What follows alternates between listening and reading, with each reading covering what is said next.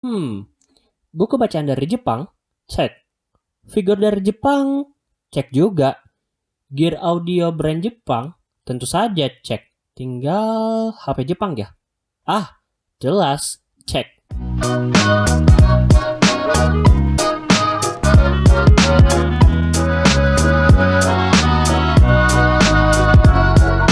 Yap, Xperia XZ2. Daily driver yang saya gunakan untuk menggantikan si LG V30, smartphone yang memiliki perubahan desain yang sangat radikal di era setelah pecah kongsi dengan Ericsson sekitar 9-10 tahun yang lalu gitu.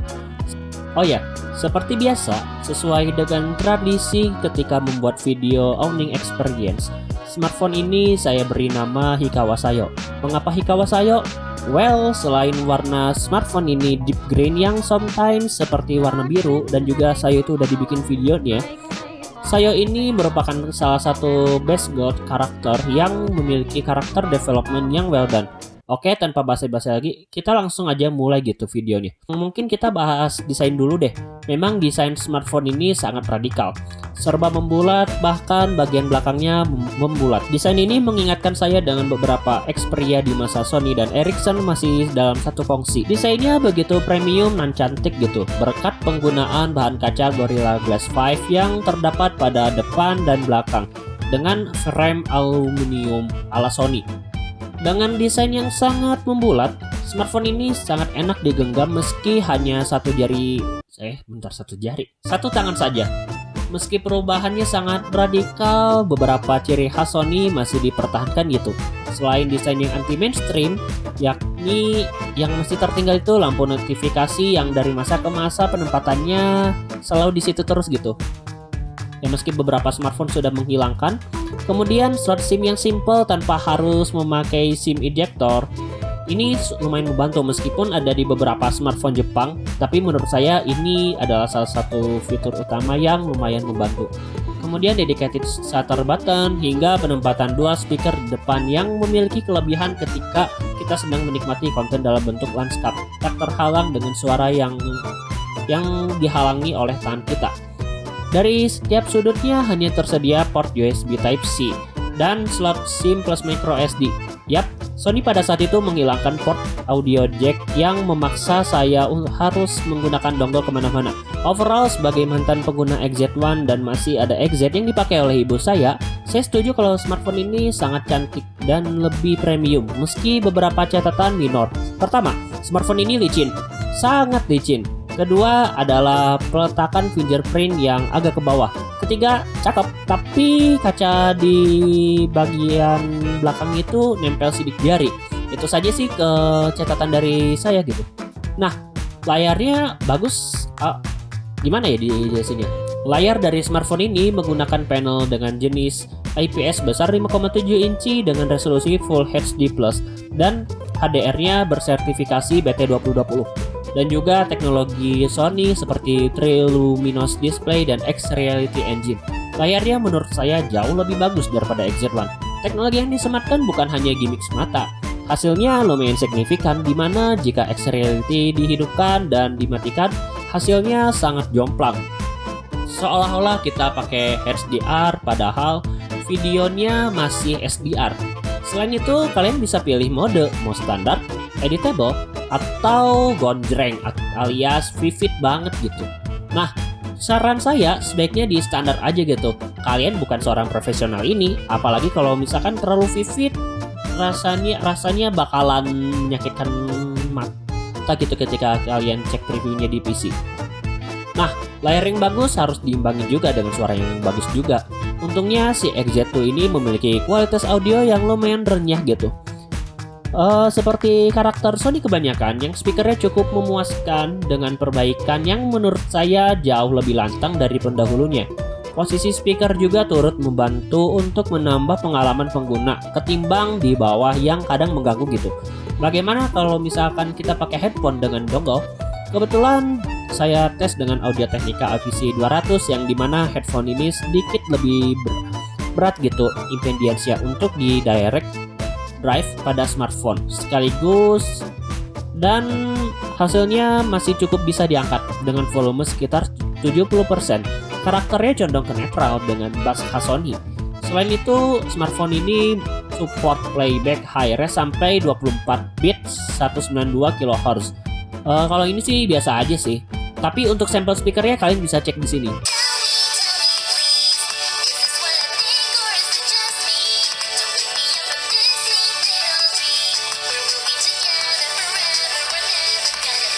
Untuk kameranya, jika dibandingkan dengan XZ1, tentu saja saya masih punya beberapa foto XZ1 dulu yang dipakai review. Terdapat perubahan yang membuat hasilnya jauh lebih baik. Meski secara sensor dan tetek bengeknya sama, tapi secara software dan juga secara ISP sangat berbeda. Meski secara fitur masih sama aja.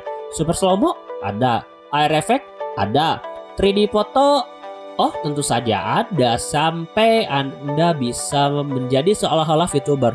Di rekaman video hingga 4K 30 fps yang dimana cukup untuk kalian sebagai konten kreator yang ingin simple. Video yang dihasilkan cukup stabil, namun intelijen aktif atau mungkin kalian bisa ingat dengan nama Super Steady Shoot itu aktif hanya untuk perekaman di Full HD 30 fps. Untuk kamera depan agak sedikit berbeda dengan pendahulunya. Resolusinya berkurang dari 13 megapiksel menjadi 5 megapiksel, diiringi dengan ukuran sensor yang lebih kecil dan bukaannya menjadi f2.2, yang dimana kualitas kameranya memang tidak sebaik pendahulunya, meski tidak separah V30 yang menurut saya unusable. Untuk sampelnya kalian bisa lihat deh hasilnya di sini, dan saya sarankan gunakan resolusi tertinggi di video ini.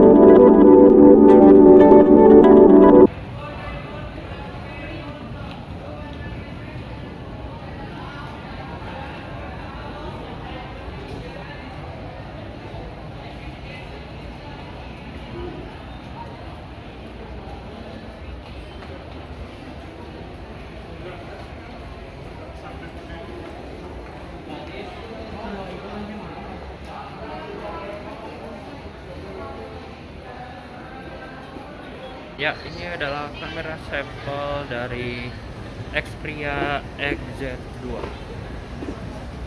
Meskipun sebenarnya masih lebih baik pakai HP ini sih daripada pakai LG V30 yang unusable itu. But ini kondisinya agak remang-remang. Muka gua ke highlight dan ya belakang ada caps, ada magnetic, ada aja lah. Kita ini buat nyampe dong, lihat-lihat dong ada apa aja. Ya kurang lebih kamera sampel depan kurang lebih kayak gini. Sekarang kita lihat aja lah, bosan di rumah terus. Ya kalau tadi itu agak sedikit remang-remang, kalau gimana kalau misalkan di dalam kondisi cuaca yang cukup. Ya kalau di layar sih bagus-bagus aja, asal gak ada backlight. Cuman fokusnya ke gue, jadi ke belakangnya nggak begitu fokus. Itu ada notifikasi, buka kan kalau misalnya suaranya kemasukan. Dan sekarang mau lihat dulu ke toko buku, siapa tahu ada yang mana gitu, atau ada yang bonus. Jadi kita ke toko buku. Untuk performa, smartphone ini cukup untuk penggunaan kasual sehari-hari. Berterima kasihlah kepada Snapdragon 845 dan UI Sony yang cenderung stok Android dengan sedikit kostumisasi ala-ala Sony, yang membuat beberapa aplikasi menjadi ngegas. Meski perubahan dari 835 agak signifikan gitu, bukan agak signifikan sih, lebih tepatnya gak kerasa gitu. Dengan storage system 4GB dan 64GB internal storage dengan teknologi UFS 2.1 turut membuat smartphone ini semakin ngegas. Dipakai buat sosial media lumayan snappy, multitasking lumayan lancar, dan untuk bermain game ringan seperti Bandori server Jepang yang kenyataannya gak ringan-ringan amat gitu, masih bisa dijalankan dengan baik tanpa ada gangguan sedikit pun. Render foto pakai Google Snapseed dengan file ARW alias RAW-nya Sony dari kamera saya itu bisa dituntaskan. Begitu pula dengan Begitu pula dengan render video menggunakan Premiere Rush yang dapat diselesaikan dengan baik. Namun, Sony selain Xperia One Mark II dan 5 Mark II bisa dibilang lumayan galak soal thermal throttling. Main Genshin Impact di smartphone ini sebenarnya bisa-bisa aja. Namun karena MiHoYo suka sekali bikin game dengan spesifikasi yang kadang di luar nalar, sehingga smartphone cepat demam gitu. Nampaknya cuma smartphone gaming yang lebih baik kalian ambil untuk Genshin. Oh ya, kalian kaum Antutu dia? Nampaknya kalian salah channel. Saya tidak begitu percaya dengan skor Antutu sebagai patokan smartphone itu kencang atau tidak. Benchmark software akan lebih cocok untuk melihat seberapa stabilkah smartphone dengan kondisi tertentu. Bukan berarti hanya terpaku pada angka pada run pertama saja atau run yang tertinggi. Itu hanya sebatas intermezzo doang. Nah, untuk baterainya nampaknya biasa aja. Kapasitas yang biasa aja gitu, 3180 mAh. Meski SOT untuk penggunaan kasual bisa 5 jam lebih, tapi jikalau kalian sering main game, baterainya lebih boros. Kadang bisa 5 jam, kadang bisa 4 bahkan 3 jam juga pernah. Sehingga baterainya biasa aja. Namun setidaknya support fast charging 18 watt dengan power delivery, Quick Charging 3.0 dan Q Wireless Charging lumayan menutupi beberapa hal yang ditutupi karena baterainya yang biasa aja. Fitur tambahan, Dynamic Vibration System menurut saya fitur yang agak gimmick. Di awal penggunaan saya suka karena dapat feel-nya. Namun lama-kelamaan saya hanya menggunakan sesekali saja karena masih sedikit useless gitu penggunanya. NFC? Cek. IP6768 juga disematkan di smartphone ini. Meski aman dari percikan air, namun bukan berarti kalian harus sering menggunakannya secara disengaja. Nanti kalau kejadian seperti iPhone shower nanti mau dibully sama netizen gitu. Alangkah bijaknya gunakan fitur ini hanya untuk proteksi, dan video celup dan siram hanya sebatas konten saja. Dan pahami arti IP rating itu juga perlu sih. Kesimpulannya, smartphone ini cukup solid dan cocok untuk digunakan sebagai daily driver. Build quality yang lebih baik dan solid, perbaikan sana-sini dibandingkan XZ1 meski ya begitulah. Dan desain yang sangat cakep. Namun, jikalau Anda gamer, saya lebih menyarankan ambil smartphone gaming seperti Black Shark atau kalian beli cooling system dari Black Shark aja gitu. Oke, itu saja dari saya tidak dibayar oleh siapapun, dan jangan lupa like, comment, and subscribe. Dan jangan lupa follow sosial media yang tampil di layar kaca Anda, dan terima kasih telah menonton video saya.